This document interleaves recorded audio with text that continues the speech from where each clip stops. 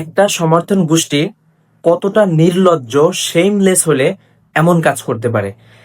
এখন কথা হচ্ছে কি, একটা দেশের মধ্যে যখন একটা জাতি বা একটা সমর্থন গোষ্ঠী যখন অবৈধ হয়ে যায় বা ইললিগাল হয়ে যায়, তখন তাদের উচিত ছিল তাদের চুপ থাকা, বা তাদের যে ঘৃণিত যে কাজটা, ওই কাজটার জন্য একটু অনুশোচনা থাকা। তাহলে হয়তো মানুষ কিছুদিন পরে হলেও তাদের ভুলে যাইতো। কিন্তু এই জাতিটা বা এই জনগোষ্ঠীটা কি করে, কিছুদিন পর পরই কিছুদিন পর পরই কোনো ভালো কাজ করতে গেলেই এদের পিছু লাগে বা এদের পিছ থেকে টান দেয়। এখন যে কি হয়েছে, এই পর্যন্ত তো ঠিক ছিল, কিন্তু স্পেসিফিক একটা এরিয়া তারা মনে করে কি যে তারা হয়তো দেশের ভিতরে না, তারা দেশের বাইরের একটা অংশ। তাই তারা তাদের ওই এলাকাটাকে অন্যভাবে বা তাদের মন মতো পরিচালনা করতে চায়।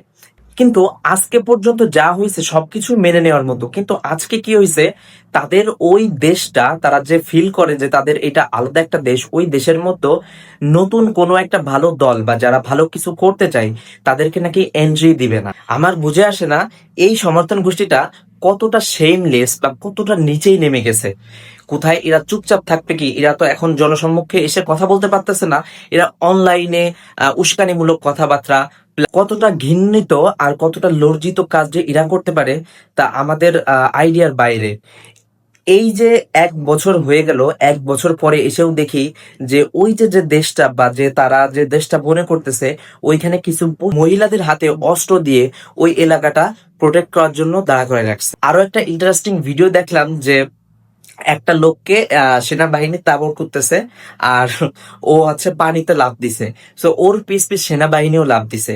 সো যেমন কুকুর তেমন মুগুর, ওদের সাথে ব্যবহার করাই উচিত। তবে আমার অনেক ইচ্ছা ছিল যে এই সারাউন্ডিং এ না থাকার, কিন্তু সামহাম কোনো কারণে আমাকে এখন থাকতেই হচ্ছে আর এই জিনিসগুলো দেখতেই হচ্ছে। I don't know what will be in the future.